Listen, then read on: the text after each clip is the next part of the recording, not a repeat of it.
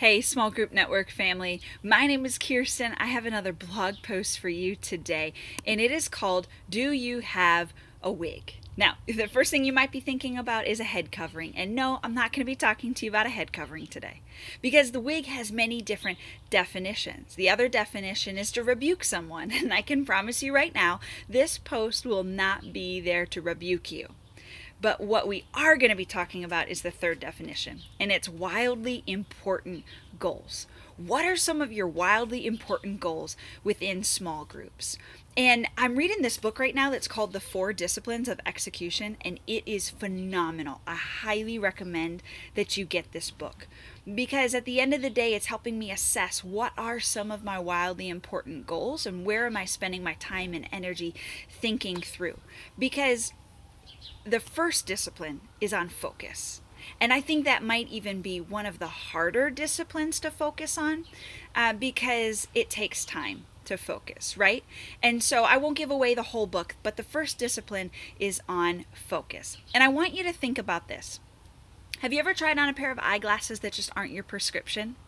If I were to switch in someone else's prescription, I probably wouldn't be able to see clearly. I wouldn't be able to have my eyesight in focus. I might be walking forward, but not walking straight. I might be stumbling.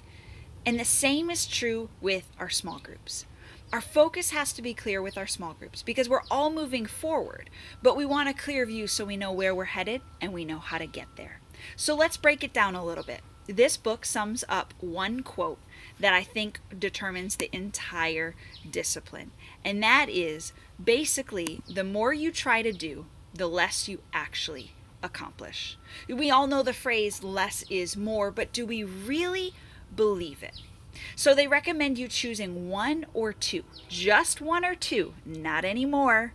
Focusing on one or two things that you do really well that are your most important goal. So instead of trying to significantly improve everything, why don't you pick one or two things that you can focus your energy on and make it really well because it's one of your extremely important goals. Second thing, looking at the calendar as a whole, like we've just passed the first quarter, right? And like a car needs maintenance, well, so in what we do and how we do it needs maintenance checkups. So look at where do I need to reassess? Where do I need to realign my focus? And how can I go about doing that? What does a successful checkup even look like? So I've included some guiding questions below that have helped me in this process. It's helping me assess what's working really well, what's really important. Am I giving the right amount of time and energy into that?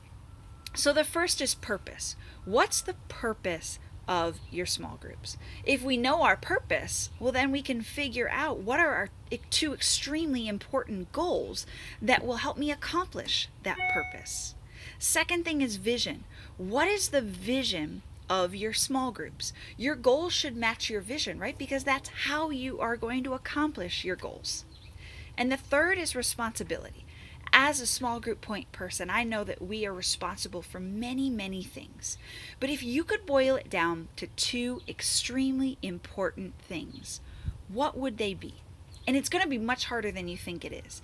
Think of it as an elimination process. Now, the book doesn't say that all of a sudden everything else becomes not important. No, it just is helping you be able to distinguish between what is the whirlwind of urgent and what is the important goal now. Right? So if we don't distinguish the two, the urgent will always win at the end of the day. So we need to take time to look at what is the most important of our goals so that we're not losing sight of that. And then the fourth is core values. What are some of your core values? Do you have too many? Do you have too few? Are you able to practice and live out all of your core values?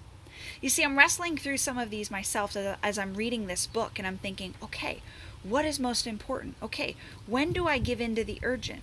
And how do I accomplish this?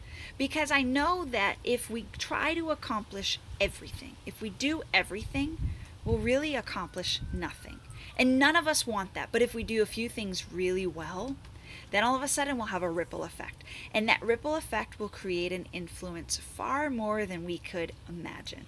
If you haven't read the book, I really would encourage you to pick up a copy today.